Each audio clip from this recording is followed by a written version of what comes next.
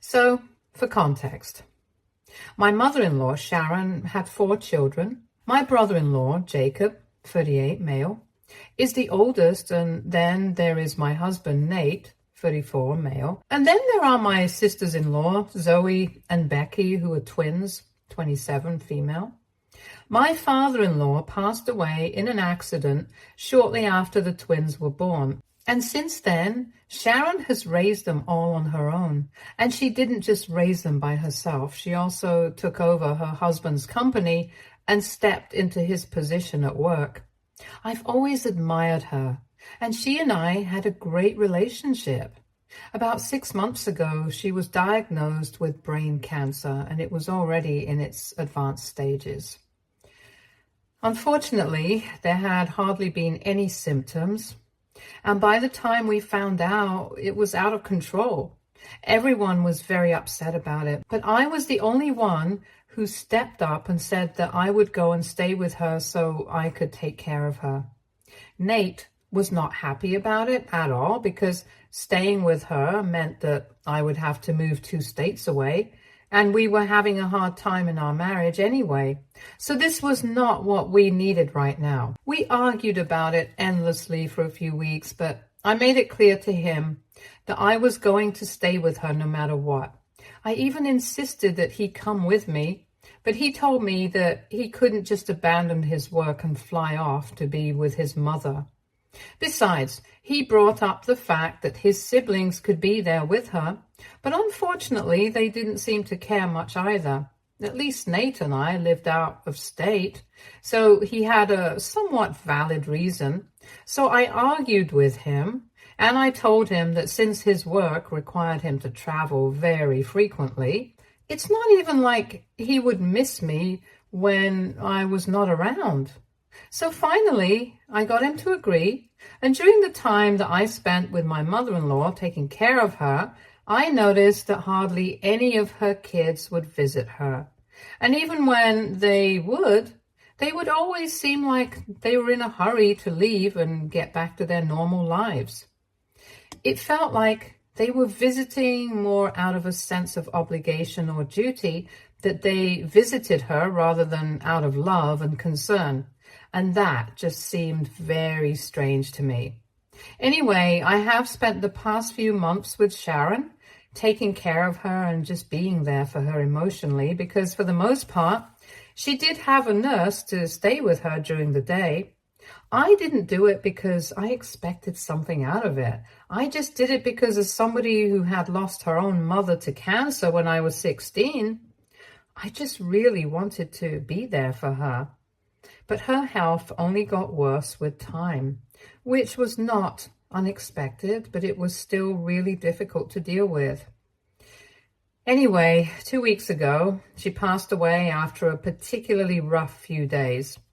I was the one who organized the funeral with my husband since he had decided to be there with me during her last few days, unlike the others. 3 days after the funeral, since the family was still together in one city, her lawyer got us all together and told us that she had emailed the details of the will to everyone and even told us all about it in person as well.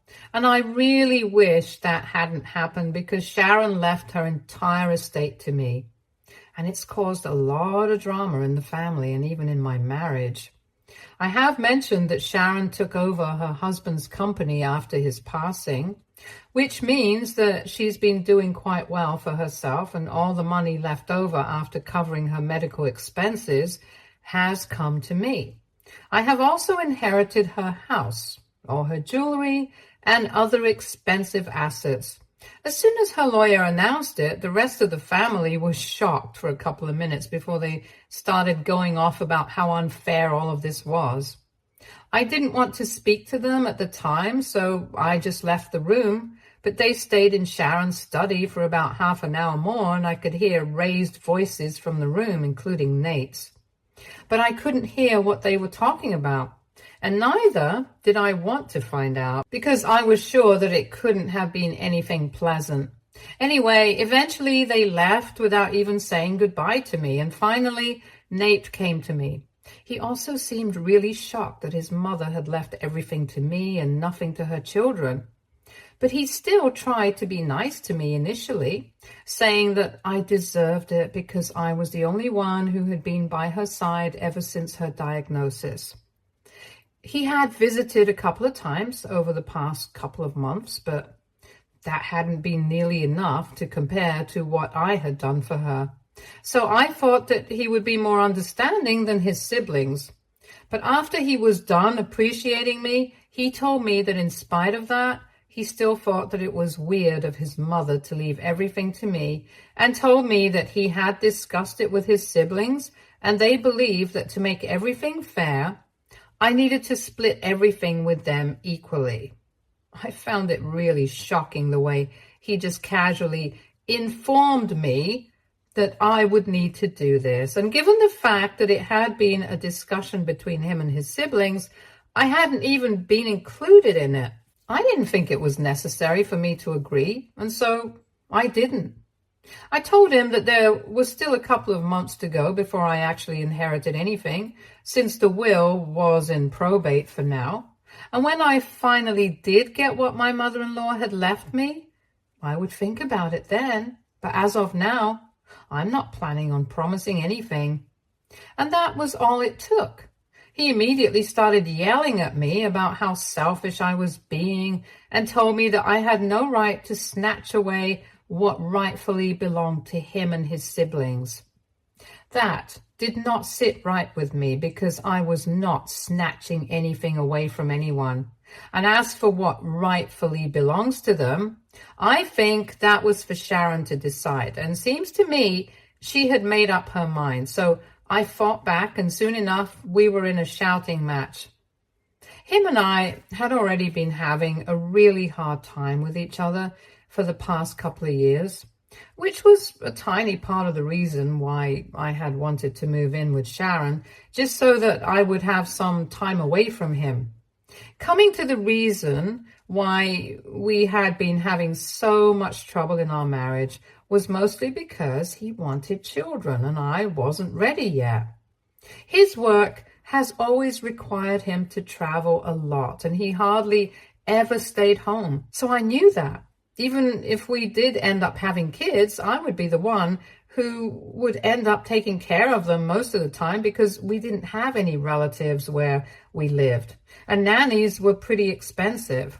And as a working woman, I couldn't afford to drop everything and quit because we needed the money, and also because I did not think it was a good idea for me not to be financially independent. So I had been postponing it, and he kept arguing that we couldn't just delay it forever because biology was a thing. And I would end up arguing that if he wanted to have kids, he would have to devote more time to his family than his job. And he would tell me that we needed money, and since my job was work from home, I didn't have to worry about who would take care of the baby because I wouldn't be at home anyway. We just kept arguing in circles over and over again, and so our relationship had become quite bitter, but we wanted to make it, so we have been together until now. But things changed after the last fight we had because he called me selfish. And he even threatened to leave me if I did not share my inheritance with him and his siblings, saying that my decision would definitely have an effect on our marriage, so I should think twice before doing anything. So I told him that I didn't care what he and his siblings thought of me, and he got really angry and walked out, and we haven't spoken since then. It's been a week and a few more days since the fight, and I have been staying in Sharon's house. Jacob, Zoe, and Becky have dropped in a couple of times to convince me to share their inheritance with them, but all I've said to them is that I'll think about it because I don't want to commit to anything that I'm not ready for. I feel really selfish doing this, and I honestly don't know how to go ahead. But the one thing that I am sure of is that Sharon's kids really never deserved her. When she was sick, I was the only person who had constantly been there by her side, and I had done it because I really loved and admired this person. Her other kids seemed very disinterested, so now she has left everything to me. It doesn't seem unfair to me at all. I've spoken to my dad as well, and he thinks that her other children are not wrong for expecting me to share the inheritance. It's ultimately my decision what I want to do with it. And if I'm being honest, I'm leaning towards keeping it all for myself because it's a lot of money, and with this, I can start my own company. I have been planning for a couple of years, but I had always tried to wait for the right time. Now that I have all the resources, I can quit my job without worrying about the money and start working on my business model. I know that this will make Nate and his siblings very unhappy, but I don't think that's my problem. And about Nate, I've been thinking about parting with him because I've tried my best to make it work, but I don't think he cares about me. Things are not the same as they used to be, and I know that marriage changes stuff. People lose the spark and things like that, but people always make it through with some hard work. So far, the only person who seems interested in putting in that hard work is me and not him. And it's not about the money. I wouldn't have had any issues sharing that money with him if he had just been polite and nice about it, but he was acting as if he was entitled to it, which he really wasn't because it was his mother's hard-earned money. And if she had decided to leave it to me, it obviously meant that she felt closer to me than the rest of her children. It was just his tone and attitude that I had an issue with. But other than that, I would have gladly shared my inheritance with my husband of all people. But anyway, I've just been very confused about what to do. And I feel like I'm being a selfish human being right now. I don't even want to discuss this with my friends because it feels weird. So, AITA for not wanting to share my inheritance with my husband and his siblings, and for wanting to leave him, edit. So, since people wanted a little more context about my work, it's a proper corporate job, and literally the only difference is that I can work remotely. They implemented this after the pandemic, and for some reason, Nate seems to think that just because I can work from home, it means that I'm free to take care of the baby whenever we have one. I'm just exhausted, trying to explain to him that I'm still going to have to work after my maternity leave is over. And if I don't have him by my side to help me out, it's going to be very difficult for me, which is why I'm not ready to have the baby right now. He earns more than me, so he thinks that his job is the only one that's more important. And even though he hasn't ever actually said that, I can tell that's what he thinks from the way he behaves whenever we argue about this. He constantly keeps telling me that I'm making excuses by bringing up my work, and when I try to tell him that I really don't need him by my side when I have a baby, and if he can't promise me that, I can't commit to having a baby because it's a huge deal that's not going to affect my body, but my entire life. He always dismisses and tells me that I'm overreacting, and occasionally he has even told me that I'm just trying to get out of starting a family. Here's the deal. I want a baby as much as he does, but I also want the commitment from him that he's going to cut down on time at work. If he can't promise to me, I don't understand how it's fair for him to expect that I'm going to give up my career instead. It's been very frustrating to deal with that, and more than anything, I hate the fact that he tries to make it seem like I'm making a bigger issue out of this. But the fact is that I'm going to have to sacrifice more than he does if we do end up having the baby under these circumstances. Every time we could talk about these things, we would end up fighting. He would end up leaving and we wouldn't speak for a couple of days. But then, after he would come back from his business trip, he would pretend as if nothing had ever happened and we would sweep it under the rug. And then once again, a couple of weeks later, we would end up fighting again and the cycle would continue. It has become toxic because neither of us is willing to compromise. I'm just really tired of explaining these things to him. And after our last fight, where he basically threatened to dump me if I did not share my inheritance with all of them, I don't think he even loves me anymore. And even if he does love me, it's clear he doesn't respect me as a human being. This is why I'm skeptical about staying with him in this marriage anymore, because I can't keep trying to make it work with somebody who doesn't love or respect me. Update 1. I have made up my mind, and I think I'm going to be filing for divorce now. It's been 2 weeks since I fought with Nate, and he still hasn't bothered to reach out to me.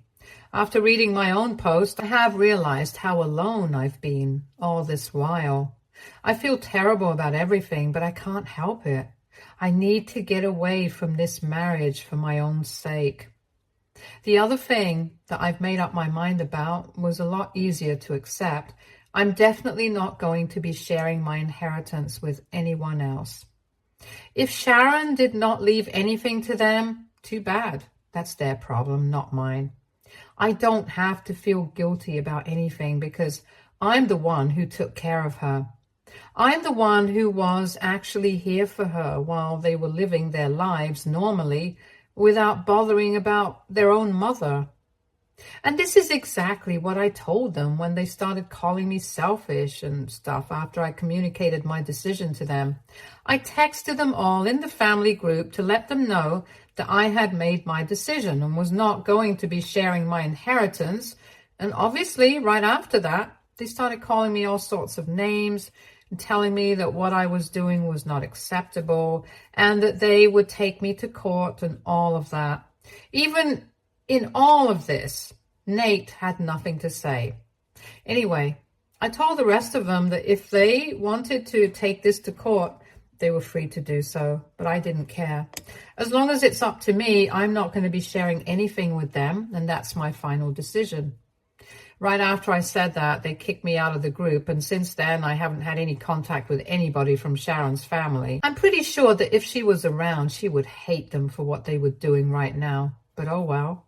Her kids obviously did not receive any of her good qualities, and it's very clear. I already have her lawyer on hold. She knows everything that I'm going through and has agreed to represent me if they actually do take this to court.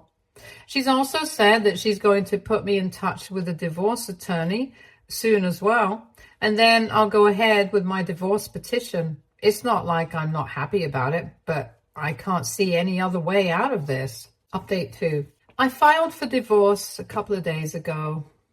A lot of other things have also happened, like Nate getting back in touch with me, but it was too late because I've already made up my mind about the divorce. It's been 3 weeks since my last update, and earlier this week, before I had filed for the divorce, he decided to send me a message asking me if I actually intended on never speaking to him again, and it made me feel really bad because even now, he thought that he was the victim here.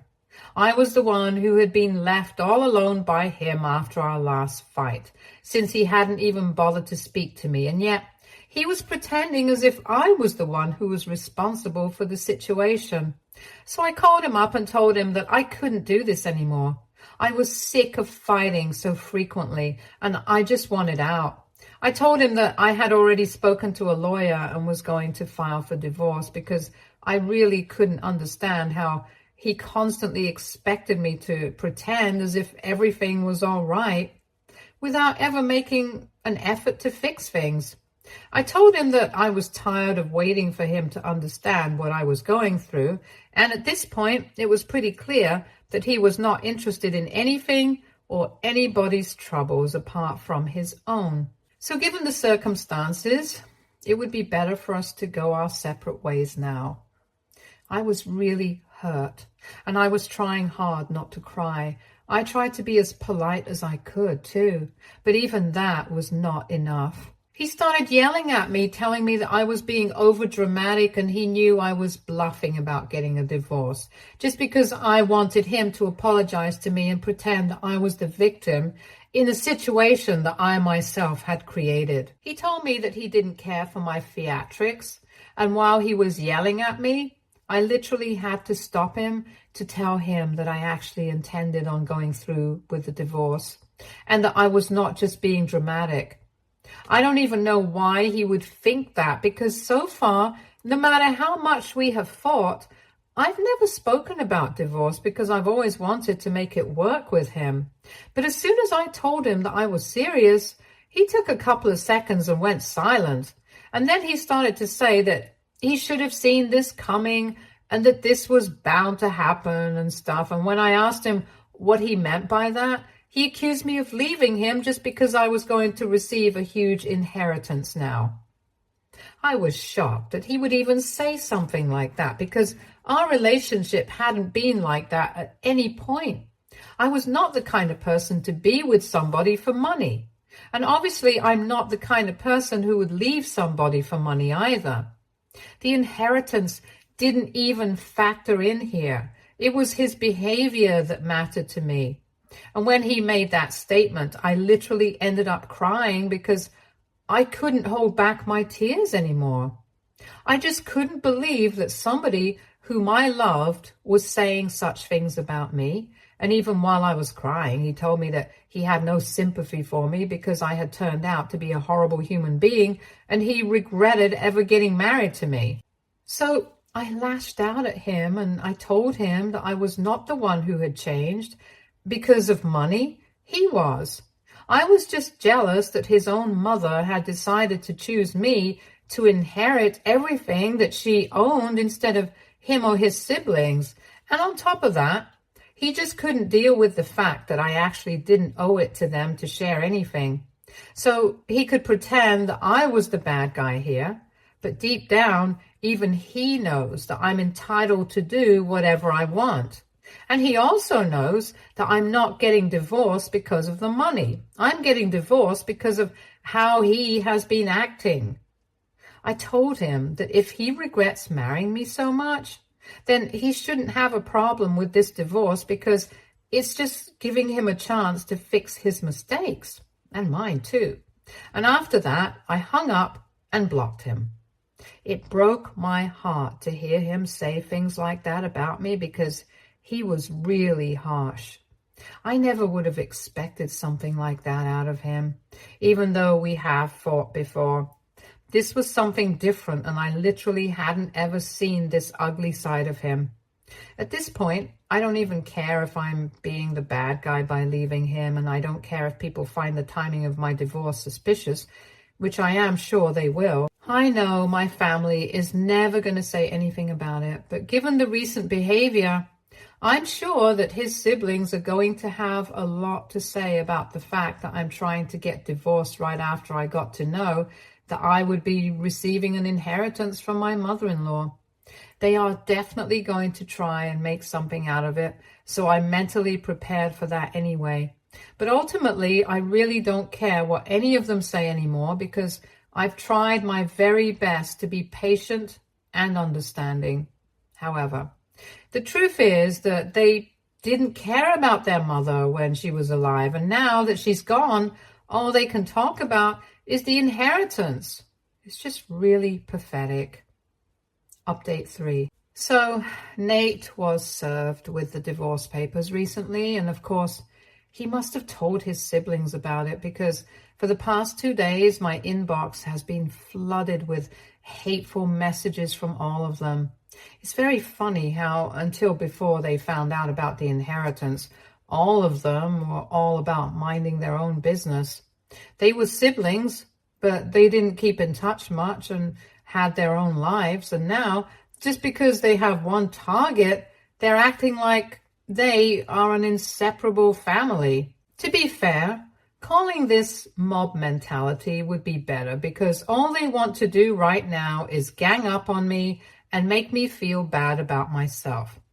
I don't even know what they think they're going to achieve by doing this, but I've kept my nerve and I'm not going to let them get to me. Jacob and the twins have called me every single name in the book in the messages that they have sent me so far. From selfish to manipulative to drama queen and whatnot. I didn't respond to any of them though. I just blocked them all. I've still been staying in my mother-in-law's house, so with the exception of Nate, we are all in the same city and they can drop by whenever they want to. That's the only thing that I'm slightly worried about because even though I'm going to inherit this house, They still know where I live, and I really don't want them to come and harass me in person. The problem is, given their current behavior and attitude towards me, I wouldn't put it past them. Until now, they have restricted themselves to just sending messages, but now that they can't even do that since they have been blocked, I'm concerned about what they might try to do in the future. But I'm trying to put some extra security measures in place and amp up the technology around the house, since Sharon wasn't exactly a big believer of all that. But anyway, even if they do try to do something funny, I do have my lawyer with me, and I'm going to make sure they suffer the consequences. So far, there has been no indication that they're going to take this to court and contest the will. But I am prepared for that too. If I'm being honest, I'm exhausted from worrying about all those things constantly. And I'm just emotionally drained right now. But I know that I'll have to deal with it. So that's what I'm doing without any complaints. Thankfully, at least I still have my dad and a couple of good friends standing by my side. So they're making this a bit easier for me. And for now, I'm grateful. Given the situation right now, I'm just glad to have anybody by my side at all, since it feels like everyone has turned against me just because I'm not willing to be a doormat for them anymore. Update 4. Hi, I know that I have been inactive here for a really long time, but there's a lot that's been going on in my life in the past few months, so I just really didn't have the time to post any updates, but now that I do, let me fill you guys in on what's been happening. Firstly, of course, I've been very busy with my divorce because that's pretty much been the only thing on my mind recently. We are already done with the mediation, and thankfully, we have been able to wrap it up. So we are hoping for it to be finalized in 3 more months.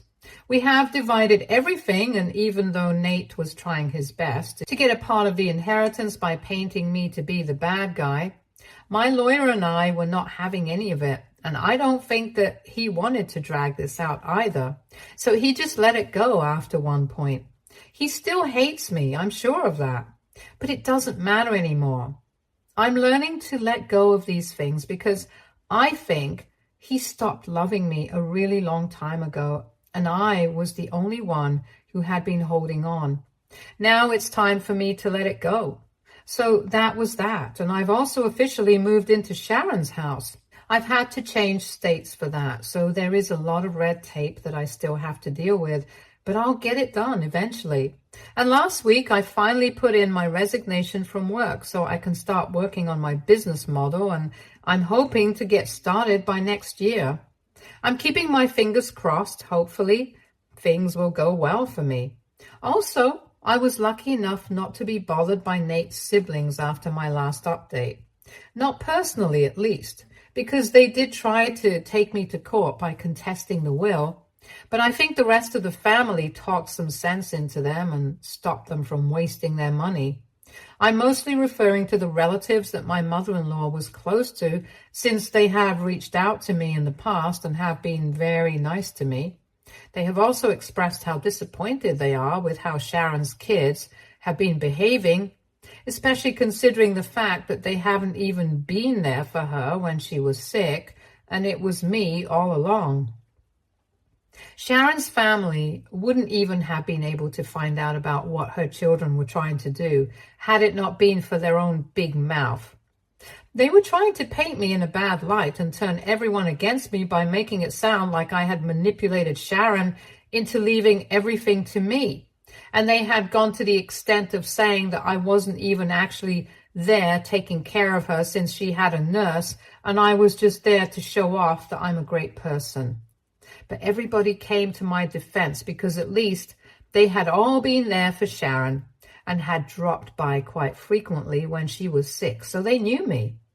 And they told me that they had given Sharon's kids an earful and actually brought them to tears when they tried to turn them against me. So I'm grateful for that, because I'm guessing that's what stopped them from taking the will thing too far. I don't think I would have been able to deal with that much drama in one go, because I was also going through my divorce at the time. Anyway, things worked out and I'm gonna focus on the future now. Stay tuned for more stories from our girl relationships.